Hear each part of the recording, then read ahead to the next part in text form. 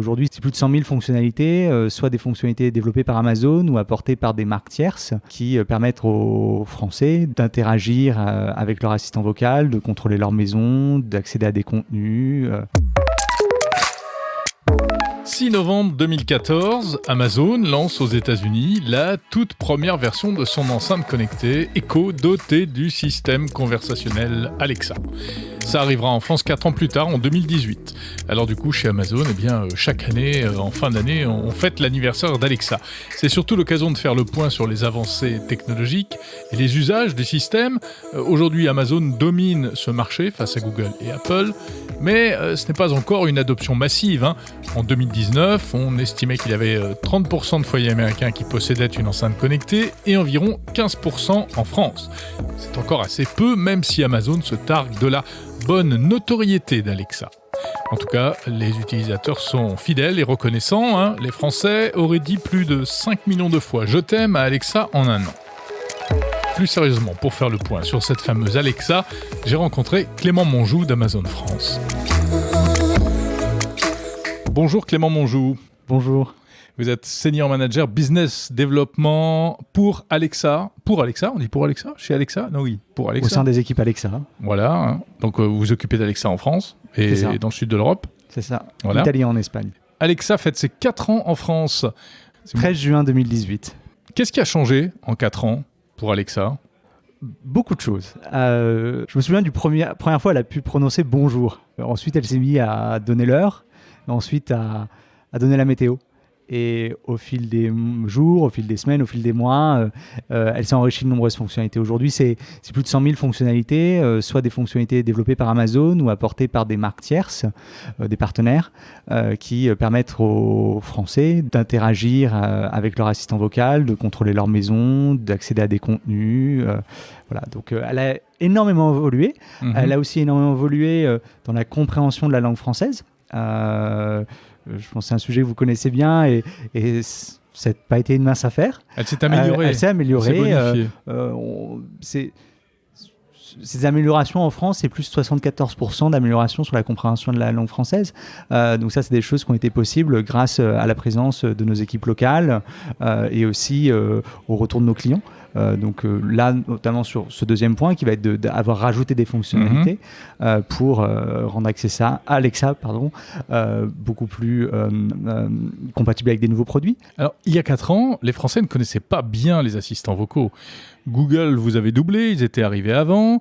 Est-ce qu'en 4 ans, ça a progressé? Est-ce que, véritablement, on peut dire qu'il y a une adoption aujourd'hui de ces outils? Vous savez, Amazon est là pour dans le long terme.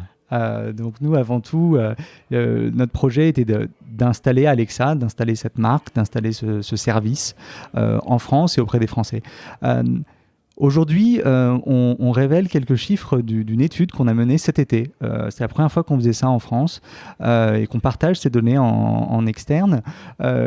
Et plus de 74% des personnes interrogées connaissent la marque Alexa. Vous me prenez moi, il y a 4-5 ans, je n'aurais jamais espéré ce chiffre. Et surtout sur une technologie aussi avancée, aussi novatrice que celle-ci. Ils connaissent, mais ça ne veut pas dire qu'ils ont un assistant Alexa à la maison. Alors, ce qui est intéressant avec cette étude, c'est que aussi on est allé un peu plus loin. On a discuté avec des utilisateurs d'Alexa. Et un autre chiffre qui nous a beaucoup touché, et je pense qu'il pousse les équipes à venir travailler au quotidien, c'est que 84% des utilisateurs d'Alexa estiment que Alexa est utile dans leur vie quotidienne. Ils lui rendent l'appareil, ils lui disent « je t'aime » plus de 5 millions de fois l'année dernière.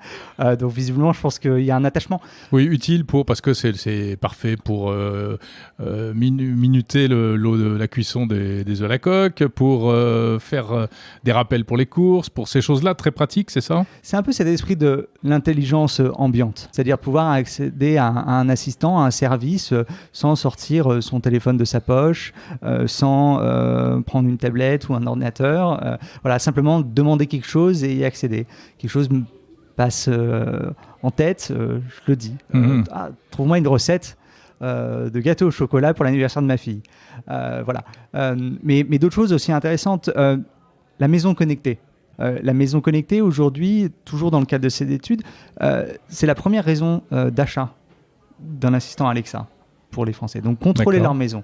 Je pense aussi le contexte actuel fait que probablement les Français vont aussi avoir envie de mieux la contrôler, de savoir ce qui se passe, d'éteindre la lumière ou Le chauffage. de contrôler la température. Donc voilà, on pense que cette interface... Mais au début, ça ne pilotait que la lumière.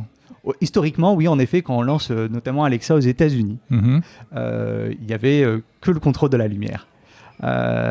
Et au fur et à mesure, on a enrichi les fonctionnalités. Aujourd'hui, c'est peut-être capable de toutes les citer, mais une grande quantité d'usages liés à la maison connectée qui sont possibles. Il y a encore quelques semaines, on a rajouté, en partenariat avec Somfy, la possibilité de contrôler un portail. Somfy est un leader, ou une autre fonctionnalité rajoutée spécifiquement pour la France, les volets roulants. Ah, les volets roulants. Les volets roulants. Parlons des volets roulants. Demandez à un Américain ce qu'est un volet roulant. Mais c'est mon dada, les volets roulants. Ouais, voilà. Et moi, il pense que mon volet est une lumière. Ah, c'était étonnant. Il classe systématiquement les volets dans les lumières. Donc vous imaginez le problème. Éteint la lumière, il ferme les volets. C'est problématique en effet. Je pense qu'on peut regarder ensemble ce qui se passe. Bon, c'est un problème chez moi alors, d'accord. Parce que je sais que pendant longtemps, c'était plus grave que ça. Je n'étais pas le seul concerné en fait. Fin de la parenthèse. Donc la maison connectée, c'est vraiment un axe très important pour vous encore aujourd'hui. Oui. Au début, il fallait systématiquement installer des skills. On est toujours sur cette logique-là où vous avez plus intégré, il y a plus d'équipements qui sont reconnus nativement. Aujourd'hui, sur la maison connectée, il y a toujours cette nécessité de skill. Cette skill permet à un partenaire de s'interfacer avec le service vocal Alexa, mais aussi à un utilisateur proactivement dire qu'il veut connecter un produit tiers à Alexa. Donc la skill est nécessaire. En revanche, il y a plein de fonctionnalités qu'on a rajoutées au sein de cette skill. Par exemple, lorsque je prends l'exemple de Netatmo, je vais rajouter une tête thermostatique chez moi. Cette nouvelle tête thermostatique va se rajouter automatiquement dans Alexa parce que j'ai mis cette skill. Donc on va avoir une sorte de proactivité dans l'interface qu'on a créée avec nos partenaires. Donc on essaie de faciliter ça. On a aussi d'autres services qui sont pour la première installation. Vous l'avez peut-être découvert en installant nos derniers produits Echo. L'installation se fait sans aucun souci. C'est très fluide, très rapide. C'est très fluide. Ouais. Le mot de passe est stocké dans votre compte Amazon de manière sécurisée de votre Wi-Fi et vous branchez l'appareil, il est setupé. Même chose pour un Kindle ou autre. Et aussi, c'est une technologie qu'on va apporter dans les produits Smart Home. D'accord. C'est quoi les prochains développements, les prochains types de produits Smart Home que vous aimeriez intégrer ? Je pense qu'il y a toujours une marge de progrès. Je pense qu'aujourd'hui, on a une couverture des usages Smart Home qui est assez importante. On a plus de 140 000 produits compatibles WorkSuite Alexa. Je pense que ce qu'on aimerait améliorer aussi, c'est s'assurer que toutes les marques locales soient compatibles avec Alexa, et ça c'est notre travail typiquement avec les équipes de Legrand et Netatmo. Local, vous voulez dire de nos équipes Amazon basées dans les territoires. D'accord.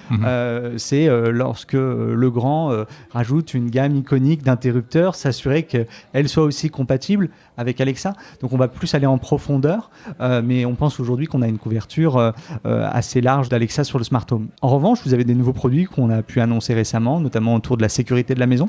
Donc comme notre gamme de caméras Blink qui s'interface avec Alexa, permet d'avoir soit une sonnette ou de vérifier ce qui se passe chez soi. Donc voilà, ça c'est aussi des choses qu'on rajoute assez récemment. Et puis il y a l'arrivée des protocoles Matter qui devrait un peu simplifier les choses. C'est ça. En effet, Amazon fait partie du consortium et nous avons travaillé étroitement avec les équipes. D'ailleurs aussi les équipes de Legrand, c'est toujours amusant, je trouve. C'est aussi ce type de collaboration, on retrouve les grands du domaine. Donc voilà, donc on va rendre, nos produits vont devenir des hub Matter prochainement, vont permettre de faciliter la connexion de produits connectés. Et puis vous développez beaucoup de contenu, ça va des blagues aux histoires pour les enfants, en passant par... ça sont des choses qui sont développées spécifiquement pour Alexa. Il y a deux types de contenus. Il y a à la fois les contenus qu'on va développer en interne, les contenus de nos partenaires qui vont décider de les rendre accessibles sur notre plateforme. Sur le premier point, dès la genèse d'Alexa, on a une équipe d'écrivains qui a créé la personnalité d'Alexa, qui a créé des contenus pour nos utilisateurs.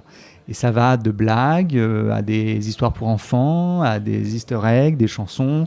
En France, elle a plutôt un talent pour ça. Easter eggs, les autres packs, les petites blagues cachées. Les blagues cachées ou les réponses cachées. Ouais. Donc ça, nos utilisateurs en sont friands. Donc oui, on a des équipes en interne qui créent cette expérience de contenu. Tout à l'heure, on présentait le premier podcast d'Alexa. Moi, j'attends qu'une chose, c'est qu'elle fasse aussi son premier album. Ça pourrait être une nouveauté. Mais le premier podcast d'Alexa qui fait découvrir les régions françaises. Et sur le deuxième point, il y a aussi tous les services et les contenus proposés par nos partenaires. Donc ça, en effet, la plupart d'entre eux sont disponibles dans des skills et l'utilisateur va pouvoir les invoquer par la voix en demandant le nom de tel ou tel service, telle ou telle marque, mais aussi accéder à des usages qui sont particulièrement en France, comme la radio, par exemple, ou alors musique. Aujourd'hui, Alexa en France, c'est plus de 535 millions d'heures d'écoute musicale depuis sa création. C'est assez impressionnant. Ça fait 60 000 ans de playlist. Clément Monjou, petite question pour aller un peu plus loin. Vous parliez de vos équipes qui travaillent à la création de la personnalité d'Alexa, parce que ça a été le choix dès le départ d'en faire quasiment une personne, avec un prénom d'ailleurs. Certains disent que ce n'est pas une bonne chose en termes de relation avec les machines. La chercheuse Laurence de Villers, par exemple, que j'ai interviewée, dit attention, il ne faut surtout pas que ces assistants vocaux aient une personnalité, ou en tout cas qu'il y ait confusion. Parce que peut-être, notamment pour les plus jeunes ou pour les plus âgés, il y a un risque de confusion. On oublie que c'est une machine, en fait. Mais vous, votre choix qui a été fait, c'est de faire oublier que c'était une machine. Je pense que ce qu'on a essayé de faire, c'est qu'au-delà d'avoir une personnalité, c'est qu'il y avait des choses à raconter. De mon expérience utilisateur, je pense qu'il y avait trop d'expériences vocales par le passé qui étaient purement fonctionnelles. Je pense qu'Alexa permet de raconter plein de choses, de nous aider sur plein de choses. Donc non, je ne pense pas que ce soit un souci, mais on a des équipes qui travaillent très conscieusement à établir ces bonnes expériences aussi. Donc, par exemple, ce qu'on a lancé aujourd'hui, il y a quelques semaines, à destination des enfants de 3 à 12 ans, Amazon Kids pour Alexa, créer une expérience dédiée pour les enfants. Donc lorsque le parent va activer cette expérience sur un produit éco, à ce moment-là, les interactions avec Alexa vont changer. On va avoir, typiquement, elle va se mettre à tutoyer au lieu de vous voyez. Donc ça, c'est des choses sur lesquelles nos équipes ont travaillé pour être au plus près. Et les contenus qui vont être accessibles, typiquement des questions de science, Alexa va y répondre différemment. Est-ce qu'il y a des choses que vous vous interdisez ? Typiquement, il y a des expérimentations qui consistent à faire dialoguer des personnes avec des avatars de personnes décédées. Est-ce qu'un jour ça pourrait arriver ? Est-ce qu'un jour je pourrais parler à mon grand-père via Alexa ? Ou bien non, c'est quelque chose que vous ne ferez pas ? Alors, Vous n'êtes pas penché sur la question ? Pas nous en France. Vous savez, nous, notre objectif, c'est de faire que Alexa soit utile dans la vie de tous les jours. Et aujourd'hui, notre travail, parler avec son grand-père décédé, raconter des histoires, je ne sais pas, nous on pense en tout cas que les histoires sont mieux racontées par des acteurs professionnels, donc c'est typiquement l'exemple qu'on a fait en travaillant avec Universal sur l'expérience qu'on présente aujourd'hui, sur des histoires pour enfants. Donc non, ce n'est pas quelque chose sur lequel aujourd'hui en France on travaille. Ça veut dire que vous contrôlez tous les contenus qui sont accessibles via Alexa ? L'ensemble des contenus disponibles sur Alexa sont certifiés par nos équipes en interne et répondent à une charte d'utilisation. Donc il y a des types de contenus qui sont proscrits, l'alcool typiquement, pour parler de ce type de choses. Aussi les voix d'autrui, voilà, il ne peut pas avoir d'autres voix ou de contenus sensibles disponibles sur Alexa.